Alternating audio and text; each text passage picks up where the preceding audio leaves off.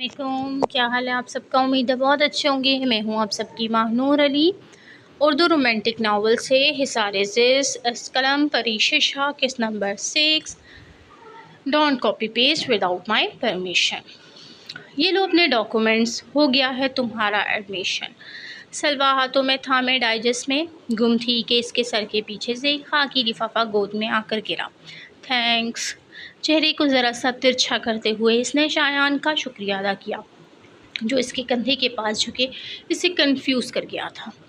मुझे तुम्हारा थैंक्स नहीं चाहिए, बस मेरी एक बात अपने इस छोटे से दिमाग में बिठा लो, मुस्कुराकर कहते शायान ने अपनी हाथ की उंगली को सलवा की कनपटी पर दोबारा बजाने के अंदाज में मारा। इन यूनिवर्सिटी में तो आ रही हो, इस यूनिवर्सिटी में तो आ रही हो। मैं तुम्हें क्लासरूम से बाहर मत देखूं, ख़ास तौर पर किसी लड़के के साथ। जिन आंखों में थोड़ी देर पहले मुस्कुराहट थी, अब वहाँ वाजिया तनबिया नज़र आ रही थी। और हाँ, एक बात और, मेरे मामलात से दूर रहना। मेरी कोई भी बात दादों तक नहीं पहुँचनी चाहिए। शायान जो अपनी बात कहता बाहर को जा रहा था, कुछ याद आने पर कमरे के दरवाजे में बिना पीठ मोड़े इसे बावर करवाता बाहर निकल गया। कितने अजीब है ना ये। सलवा इसकी बातों पर हैरान होती दोबारा डाइजेस्ट में मगन हो गई। उफ, ये डाइजेस्ट। शाहू पुत्र शहरोज़ किताब के मामले में गुम था। अपनी माँ की आवाज़ पर दरवाजे में खड़ी माँ को देखता एकदम से बिस्तर से उठा। अम्मा, मुझे बुला लिया होता, खामखा इतनी सीढ़ियाँ चढ़कर आई हो।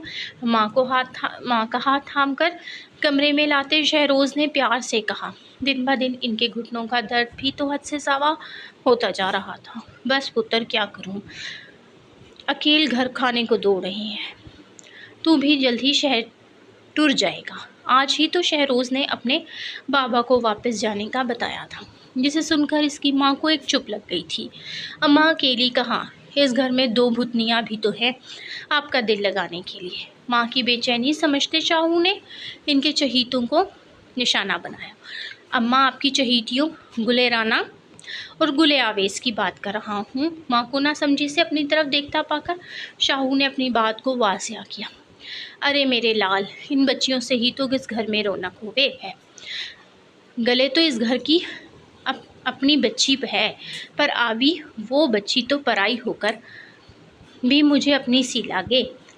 गुल तो इनकी देवर की बेटी थी, पर गुलावेज बिन माँ बाप की बच्ची थी, जो बेचारी इनकी सौतेली बहन के रहमो करम पर बचपन से ही इसके ताप के निशाने पर थी। इस पर हुई हर ज्यादती वो अपनी आंखों से देखती आई थी, पर इसके लिए कुछ कर भी तो नहीं सकती थी। मेरा तो दिल करे कि हमेशा के लिए इस हवेली में रोक लूं, पर हाय वो कमबख्त शकूर, वो होले मेरा पुत्र दिया नाल। एक तो मुझे ना पंजाबी नहीं आती, ये बहुत मुश्किल काम है बोलना भी। आवी के लिए माँ की मोहब्बत देख ना तो वह हज़म हुई और ना ही मुंह में भरा पानी तभी एकदम से खांसता सीने को सहलाने लगा। अम्मा, आपको कोई काम था मुझसे? शाहू को अपने गिर्द गिर्द घंटियाँ सी बजती महसूस हुई। अम्मी की इस वक्त मौजूदगी और आवरी के बारे में इतनी अफसरदा बातें, कुछ तो गड़बड़ थी। पुत्र आवरी के घर जाना था, वही हुआ जिसका शाहू को डर था। अम्मा ने इतने भोलपन से कहा कि शाहू एकदम से इनकार भी नहीं कर पाया। पुत्र 2 दिन हुए होने को आवे हैं, पर आवरी नहीं आई। कोई खैर खबर ही नहीं इसकी। बेटे को जिस-बिस देखकर अम्मा ने अपनी परेशानी बताई, जिस पर शाहू भी चौंक पड़ा। वो और गुल से मिले बिना दिन गुजार लेना मुमकिन में से था। अपनी और आवरी के दरमियान हुई बहस को तो वो भूल ही गया था, पर इसे उम्मीद थी कि आवरी इस बात को ज़रूर समझेगी। तभी तो वो 2 दिन से गांव में गश्त करती उसे दिखी नहीं थी, और वो जगह नहीं आई। ये बात तशवीशनाक थी। तू एक काम कर, खुर्शीदा ने दम का कीमा बनाया है, इसे बहुत पसंद है, तू उसे दे आ और साथ कह मुझे दे के अम्मा याद कर रही है। बेटे की खामोशी को हामी समझते अम्मा ने इसे मशवरे से नवाजा। अम्मा, शहरी आने वाला है, मुझे इसके साथ वाले पिंड जाना है, आप किसी मुलाजिम को भेज दो। माँ को अपनी ही कही देख शाहू ने शहरी का बताया। 2 पैर मार कर दे आ जा, जब तक शहरी इंतज़ार कर लेगा। चलो उठ जल्दी। अम्मा शाहू की ना सुनती अपने ही कहे कमरे से बाहर चली गई। एक तो माएँ जो होती है ना वो अपनी ही कह देती है, बच्चों की नहीं सुनती। ये जुल्म होता है ना बच्चों के साथ, है ना भाई। सलाम कभी। चचा आप उतर आओ, छोटे बाबू से मिलन आया है। शहरी बूढ़े मुलाजिम को सलाम करता इनसे शाहू को ही पूछने वाला था कि उन्होंने जवाब देते उसे अंदर चलने को कहा। जी चाचा, शाहू के साथ इसके दोस्त की शादी में जाना था। बूढ़े मुलाजिम का हाथ थामे शहरी इन्हें अंदर ले आया। वो जब जब इस हवेली में कदम रखता तो उसे शाहू पर शदीद किस्म का गुस्सा आता था, जो इतने पढ़ने के बावजूद भी अपनी हवेली के किसी एक बंदे तक को इखलाकियात ना समझा पाया। हवेली में बुजुर्ग मुलाजमीन और इनसे रवा रखा हवेली वालों का सलूक शहरी को दुख से दो चार किए देता, पर वो खुद एक गरीब से किसान का बेटा था, चाहने के बावजूद भी कुछ नहीं कह सकता था। चचा हवेली में इतनी खामोशी, वो अंदर आते ही सोच रहा था कि पहला सामना ना जाने किस चौधरी से हो, फिर इनकी बातें और शहरी पर किए इनके ना ख़त्म होते एहसानों की एक लंबी फहरिस्त इसकी मुंतज़िर होगी। पर खाली हाल कमरे ने इसे पूछने पर मजबूर कर दिया। पुत्र बड़े चौधरी का तो सोने का टाइम हो गया है, बाकी चौधरी लोग साथ पिट गए हैं। बूढ़े मुलाजिम की तफसील ने शहरी के अंदर सुकून भर दिया। अच्छा चचा, फिर मैं चल। शहरी पुत्र बाऊ ने तुझे इंतज़ार का बोला है, वो बड़ी मालकिन के काम से गए हैं। शहरी को लगा कि शाहू भी सबके साथ गया होगा, तभी जाने के लिए पर तोलने लगा, पर मुलाजिम की अगली बात सुनता वापस बैठ गया। ये शाहू बीना खुर्शीदा बाजी, वो काफ़ी देर गुजरने के बाद भी शाहू के वापस आने का दूर दूर तक कोई इम्कान ना मिलते देख शहरी जाने के लिए खड़ा ही हुआ था कि अंदर जनाने से निकलती गुल की आवाज़ पर अपनी जगह से थम गया। शहरी आप यहाँ। शहरी की आमद पर खिल तो गुल भी गई थी, जिसका वाज़िया इज़हार खुशी से चहकती इसकी आवाज़ ने बासानी से लगाया जा सकता था। सलाम छोटी बीबी, मैं शाहू से मिलने आया था। पढ़ाई ने शहरी को खुद एतबारी दी थी या नहीं, पर अपनी हैसियत के मुताबिक ताल्लुकात को बढ़ाना ज़रूर सिखा दिया था। इसलिए गुल की खामोश ज़ुबान पर बोलती निगाहों का मतलब समझने के बावजूद भी हर बार अपनी और इसकी हैसियत के फ़र्क को इस पर ज़ाहिर करना नहीं भूलता था। काश कभी आप मुझसे भी मिलने आओ। इस तरह दिल में बेपनाह चाहत होने के बावजूद भी इजहार की हिम्मत शायद वो मर कर भी ना कर पाती। अपने दिल में मोहब्बत के इजहार की एक लंबी दास्तान सजाए, वो सिर्फ अपने निगाहों को ही महबूब के दीदार से सैराब करती।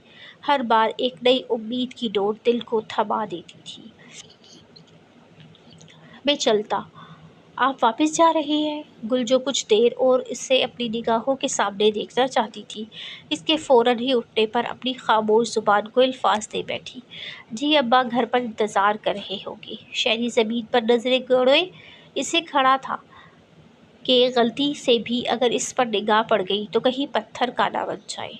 मैं शहर की बात कर रही हूँ आपसे। शहरी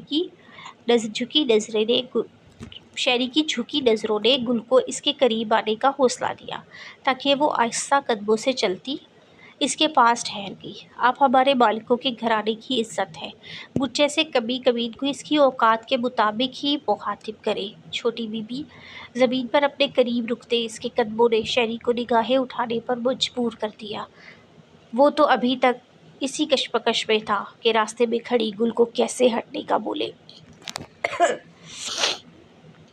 आप सब जानते हो शहरी, मैं आपसे छोटी बीबी हवेली में गर्दिश करती इसकी और फिरदौस की शादी की आवाज़ें गुल के कानों तक भी पहुंच गई थी, और अपनी ज़िंदगी के लिए एक कोशिश करना उसका हक़ था, पर जिसके सहारे वो ये हक़ लड़ना चाहती थी वो तो सिरे से ही इसे कुछ बांटता ही नहीं था। आपके अल्फाज और कदम यही रुक जाए तो बहुत से लोगों की ज़िंदगियां बच सकती हैं। इस बात को अपने जहन में रखिएगा। मोहब्बत के मामले में मर्द बहुत कमज़ोर साबित होता है, और मोहब्बत भी वो जो उसकी मनचाही औरत की तरफ से उसे मिले। उसे इनकार करना इस मर्द की बस में नहीं होता। पर शहरी को इस वक्त मजबूत बनना था, न सिर्फ बल्कि ख़ुद से जुड़ी बहुत सी ज़िंदगियों के लिए भी, क्योंकि वो चौधरी फिरदौस को बहुत अच्छे से जानता था, जो मर्दों तक से बैर रखने जो मुर्दों तक से बैर रखने में कोई कबाहत महसूस नहीं करता। उन दोनों का शुमार तो फिर जिद्दों में होता था। ठक ठक ठक। खाला शाहू है, अब्बा ने भेजा है। दरवाजे की दूसरी जानिब से खाला की पारदार आवाज़ पर शाहू सर झटक कर रह गया।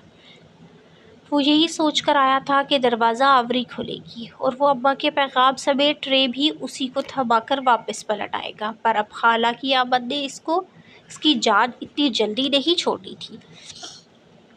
आज तेरी माँ को मेरी याद कैसे आ गई? खाला को ट्रे पकड़ाते अब वो ये कहता हुआ अच्छा नहीं लगता कि अब्बा ने ये आवरी के लिए दी है, इसलिए इन्हीं का नाम ले दिया। खाला, अब्बा तो बहुत याद करती है आपको। अभी मुझसे कह रही थी मैं आपकी तरफ लेकर चलूँ, पर मैंने ही मना कर दिया। शाहू ने सच झूठ लगाकर जान छुड़ानी चाहिए। अरे आवरी कहाँ मर गई है? बाहर निकल अपने हुजरे से, मेहमान आए हैं, चाय पानी का बंदोबस्त कर। शाहू के मना करने के बावजूद भी खाला ने आवाज़ें लगाना शुरू कर दी। बहुत ही हड हराम है लड़की, मजाल है जो एक आवाज़ पे सुन ले। सारा दिन डू डो डो पूरे पिंड में फिरती रही। खाला को तो मौका और कोई बंदा चाहिए होता था आवरी की बुराई करने के लिए। सामने तो फिर इनका भांजा था, जिसने इनके सामने सिर्फ सर हाँ में ही हिलाना था। क्या है अब्बा, क्यों चिल्ला रही है? धाड़ की आवाज़ के साथ एक चिघाड़ती हुई आवाज़ भी शाहू के कानों में पड़ी। ये चोट! शाहू ने सर तो बड़े गुस्से में उठाया था आवरी को इसकी गुस्ताख लहजे पर सरजश करने के लिए, पर इसके माथे पे बना गोबड़ा और चेहरे पर जगह जगह पड़े नीलों ने इसका मुंह बंद कर दिया। मेरा भांजा आया है, जा चाय बना ला। खाला आवरी के लहजे पर बेजुताब खाकर रह गई, पर इस टाइम वो सिर्फ जुबान का ही इस्तेमाल कर सकती थी। अगर शाहू न होता तो वो इसकी अकल ठिकाने लगाती। तेरा भांजा आया है, मेरा नहीं, खुद जाकर बना ले। भांजे साहब को तो ऐसी इज्जत अफजाई की उम्मीद ही नहीं थी कि वो इसकी मौजूदगी कभी लिहाज नहीं करेगी। मुँह खोले देखते भांजे और इसकी खाला को टक्का सा जवाब देती आवरी साबे दे रखे बूढ़े पर बैठ गई। ठहर जा, कैंची की तरह चलती तेरी इस जुबान को।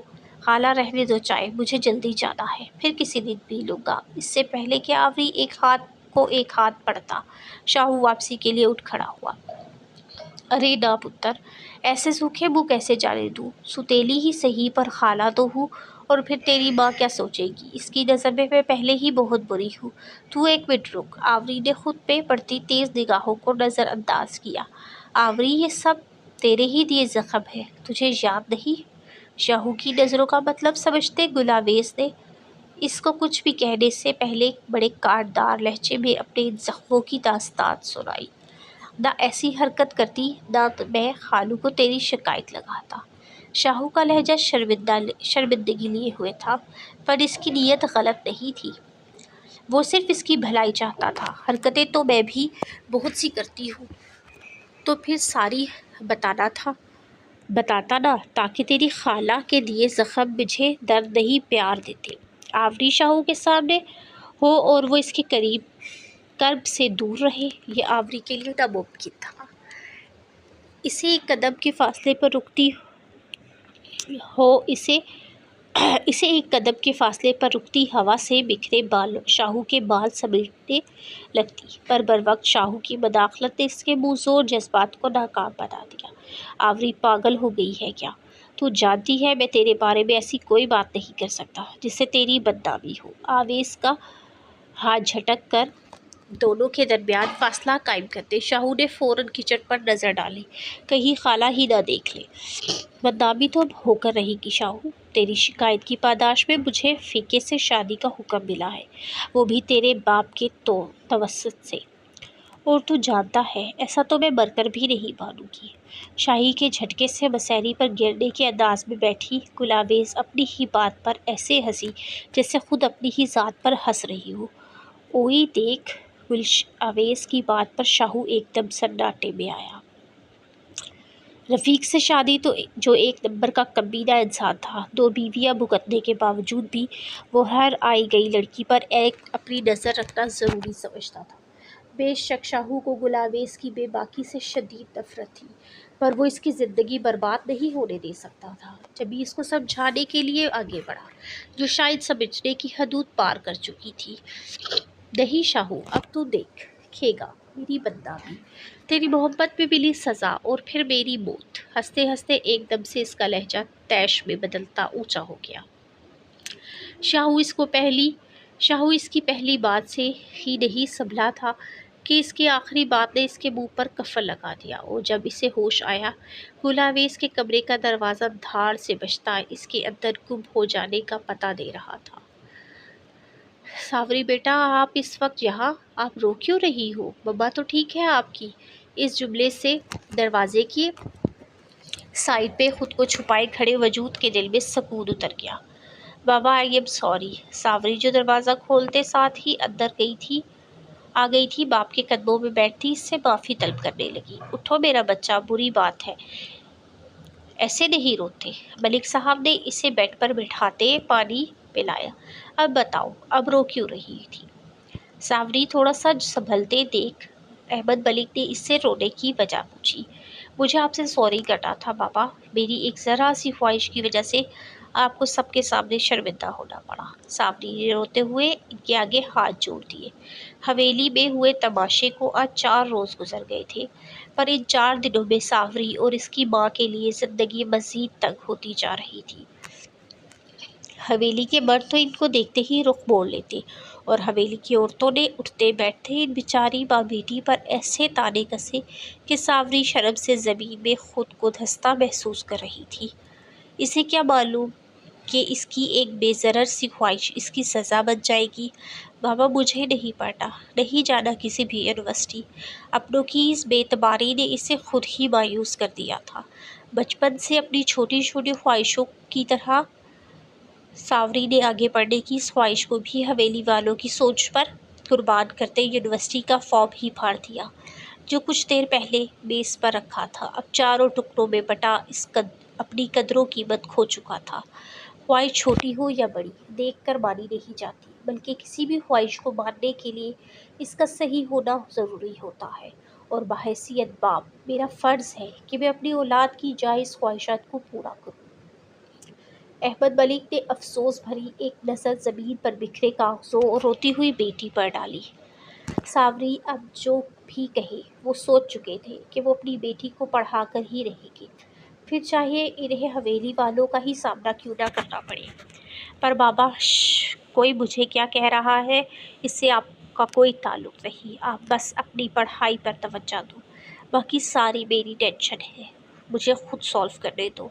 राइट? अहमद मलिक हवेली वालों के रवैये और तानाज़नी से अनजान नहीं थे, पर वो जानते थे कि इस वक्त सबके मुंह लगने से बेहतर अपने फैसले पर डटे रहना है।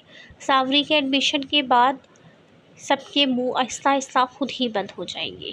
वैसे आप ज़रा ये तो बताएं, आप इतनी रात को अकेले अपने कमरे से क्यों निकली? मैंने मना किया है ना आपको रात के टाइम कमरे से बाहर आने से। अहमद मलिक एक मुख्तार तबीयत के मालिक थे। इन्हें शुरू ही से इस हवेली का माहौल पसंद नहीं था। कभी कोई ऐसी बात इनके सामने नहीं आई थी, पर ना जाने क्या बात थी कि वो सावरी की पैदाइश के बाद से ही बहुत मुख्तात हो गई थी। कभी किसी कज़न के साथ ना तो इसे बैठने देते और ना ही अकेले कहीं जाने देते। मैं अकेली नहीं आई, मम्मा साथ है मेरी।